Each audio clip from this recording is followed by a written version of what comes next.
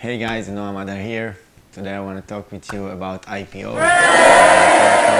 IPO because all the sexy IPOs that was in the capital markets like Snapchat, Uber, Lyft, now Beyond. So I'll explain you what is an IPO, what you can do with that, and how you can make money with an IPO, or you can just lose money. So stay with me. Let's start. Hey guys, Noamada here. So today I want to talk with you about IPO, what it means, and why everyone talks about this keyword IPO. So first, before we start, please subscribe to the channel if you like this video. Give us like also. You can tell your friends, whatever you like. It will be great. It will really help us. So what is an IPO? IPO, it's actually a procedure before a company is issuing in the stock market and start to trade in the stock market. As we talked in other videos, issuing in the capital market, it means that you want to raise money, right? If you're gonna do an equity issuing, it means that you want to raise money in the capital market. So the first thing you'll see who wants to give you money and what is the pricing for your company, right? What is the pricing that your company, what is the worth of your company? So let's say I have an industrial company that is get earnings of $1 million a year, and then I have profits of from this $1 million, $1,000 million, $100,000 million, and I'll do a multiple of 10 just to make it easy, and it means that my worth of the company is about $1 million. But I think that I have potential to be greater, to my company to become higher and worth more. So I don't want to issue it by $1 million. I want to issue it by $5 million. Well, who will give me the money? It means if I want to sell sort of my company to the public, that's what issuing or going public means. It means that now I need to find someone that will pay me. Let's say I want to issue 20% of the company. It means that I want to get of this $5 million worth that I believe my company is worth, to get $1 million and take it to my pockets, or to use it for growing or investing and something like that. So the thing I will do, I'll start to go to a lot of investment home and other funds and see if they want to give me the money by worth of $5 million. That's actually the first thing to do. First, I go to underwriter, because he knows the market better than I do, and I will tell the underwriter, hi, I want to make my company public. I want to issue 20% and I want by $5 million. And then the underwriter will tell me, well, $5 million is too high, it's too low, you can get more, you can get less. It depends, by the way, also on the time in the market, if it's good, if it's not.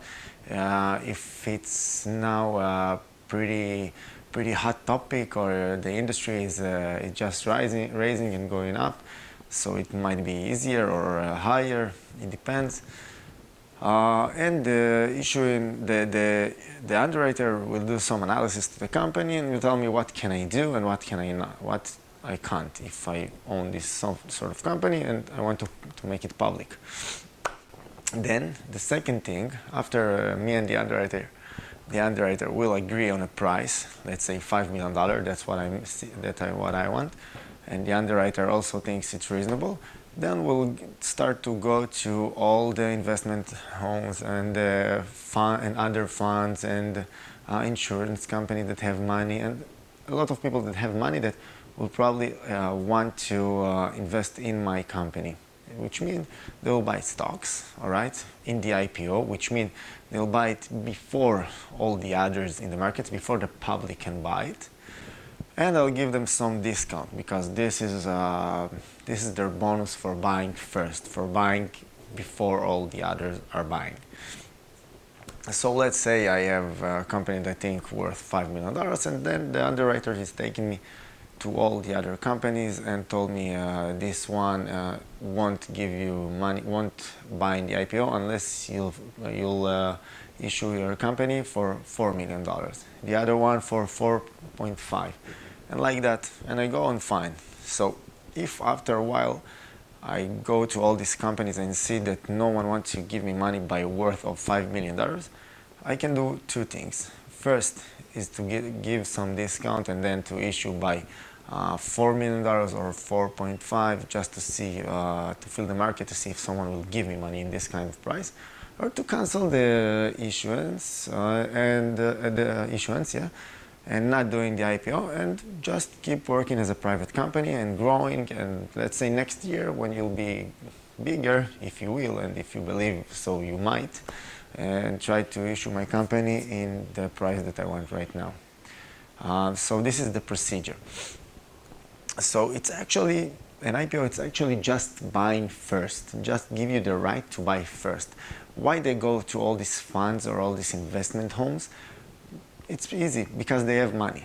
You as a small investor, as a private investor, can put, let's say, $1,000, $10,000, $1,000 million, $1 million tops in a stock. But they have $10 million and $100 million. And this is the reason they are much more important to the issue procedure than you are as a private investor.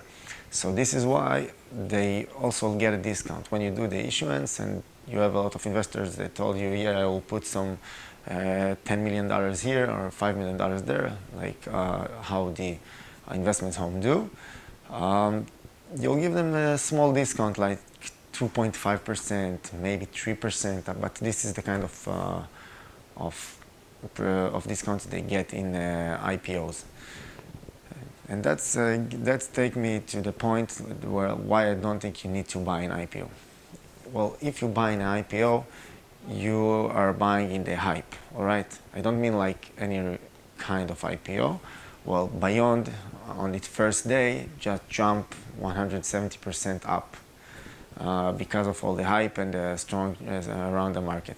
But Lyft, for example, jumped 40% up, but then 2 days ago it get down almost 50%. So if you didn't sell the stock and take your money, you just lost about 50% of what you put or you earned, depends on what point you had inside. So this is the reason I don't believe in buying an IPO, because you're actually buying pretty high because of the hype, and because the other get 2.5% or something like that discount from you. So if it starts to trading, they can dump the stocks that they already hold, because they got their, let's say, the discount, so they got the good price and they can sell it and they just take the 3% to their pockets. It depends on their strategy and how they work. But actually this is what IPOs mean. It's just give you the right to buy before all the others. So you as a personal investor, you don't have the right to buy in the IPO. And if you buy in the IPO in the first day trading, you actually come with sort of, let's say, a sort of an advantage. Like all the other got the advantages and the goods, and now you come last to buy last. So you need to think if it's for you. So actually this is what IPO means. It means that they have the right to buy first, and you're not really buying the IPO. You buy after it ends, and you don't have all the goods that they got. So I'm Noah Madar. We are in the traders. I hope you enjoyed this video. If you do, please subscribe to the channel. You can leave us a comment, tell me what you think, or maybe I missed something. And you also can join our groups and get our free course and join us. Thank you.